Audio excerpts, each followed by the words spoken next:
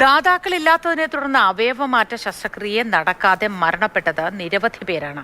അവയവമാറ്റം സുതാര്യമാക്കുന്നതിനായി കൊണ്ടുവന്ന case auto പദ്ധതിയിൽ ദാതാക്കളുടെ എണ്ണത്തിൽ ഇടയ്ക്ക് കുറവ് വന്നിരുന്നു.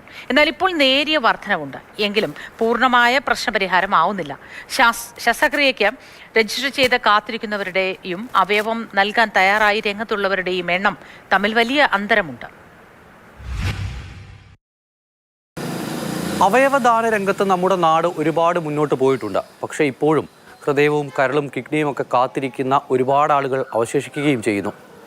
സമീപകാലത്ത് അവയവമാറ്റ ശസ്ത്രക്രിയ നടന്ന കഴിഞ്ഞ കുറേ കാലങ്ങളിലെ ദുരിതങ്ങളെല്ലാം മറികടന്ന പുതിയൊരു ജീവിതത്തിലേക്ക് തിരിച്ചു വന്ന നീന എൻ്റെ ഒപ്പമുണ്ട്. ആദ്യം നീനയ്ക്ക് പറയാനുള്ളതെന്ന് കേൾക്കാം. 12 വർഷം കൊണ്ട് ചികിത്സയിലായിരുന്നു. ഈ ഡയാലിസിസ് സ്റ്റാർട്ട് ചെയ്ത് 2017 അപ്പോൾ 2017 തന്നെ ഇവിടെ കടാവറിൽ, അതായത് മൃതസഞ്ജീവനിയിൽ രജിസ്റ്റർ ചെയ്തിട്ടുണ്ടായിരുന്നു. ആ സമയത്ത് ഞാൻ ചിന്തിക്കുമായിരുന്നു, ഒരു ദിവസമെങ്കിലും ഡയാലിസിസ് ഇല്ലാണ്ട് ജീവിക്കണം എന്നുള്ള ആഗ്രഹം ഉണ്ടായിരുന്നു. അത് കണ്ണൂരിലെ അയോണ എന്ന് പറയുന്ന 17 വയസ്സുള്ള കുട്ടിയുടെ ഒരു കിഡ്നിയാണ് എനിക്ക് കിട്ടിയത്. ആ കുടുംബത്തോട് ഞാൻ വളരെയധികം നന്ദി പറയാണ്. ആ കുട്ടിയിൽ കൂടെ തന്നെ ഇപ്പോൾ ഏകദേശം 4 പേർക്ക് ഒരു പുതിയ ജീവിതം കിട്ടിയിട്ടുണ്ട്. നീന പറഞ്ഞത് കേട്ടില്ലേ? ഇനി നമുക്ക് കണക്കുകൾ നോക്കാം. സംസ്ഥാനത്ത് ഏറ്റവും അധികം ആളുകൾ കാത്തിരിക്കുന്നത് കിഡ്നി മാറ്റ ശസ്ത്രക്രിയയ്ക്കാണ്.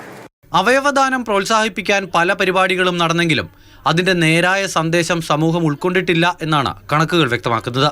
സംസ്ഥാനത്ത് കിഡ്നിക്കായി കാത്തിരിക്കുന്നത് 2445 പേർ, കരളിനായി 692 പേർ, ഹൃദയത്തിനായി കാത്തിരിക്കുന്നത് 73 പേരാണ്. പുതിയൊരു ജീവിതമാണ് ഒരാൾക്ക് കിട്ടുന്നത്. അപ്പം അങ്ങനെ ഒരു ഇതിൽ ഈ അവയവദാനത്തിലും നിങ്ങൾ കൂടുതൽ ഇൻട്രസ്റ്റ് എടുക്കണം എന്നുള്ള ഒരു അഭിപ്രായം, അപേക്ഷ എനിക്കുണ്ട്. രാജ്യത്തെ അവയവമാറ്റങ്ങളുടെ കണക്കെടുത്താൽ 80%-ലധികവും ബന്ധുക്കൾ തമ്മിലുള്ള അവയവമാറ്റമാണ്. വെറും 20%-ൽ താഴെയാണ് മറ്റുള്ളവർക്കായി അവയവങ്ങൾ ദാനം ചെയ്യുന്നവരുടെ എണ്ണം. അവയവം കാത്തിരിക്കുന്നവരുടെ എണ്ണവും ദാനം ചെയ്യുന്നവരുടെ എണ്ണവും തമ്മിലുള്ള അന്തരം കുറയ്ക്കാനുള്ള കഠിന പ്രയത്നത്തിലാണ് കേസ് ഓട്ടോയും മൃതസഞ്ജീവനിയും. 2021 മൃതസഞ്ജീവനിയെ കേസ് ഓട്ടോയിൽ ലയിപ്പിച്ചു.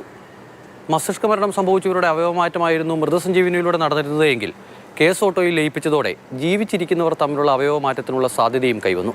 പക്ഷേ ആളുകൾ വേണ്ട വിധത്തിൽ ഇത് ഉപയോഗിക്കുന്നുണ്ടോ എന്നുള്ളതാണ് പ്രശ്നം. ബിജു VS-നൊപ്പം അമൽ തേനമ്പറമ്പിൽ, മാതൃഭൂമി ന്യൂസ്, തിരുവനന്തപുരം.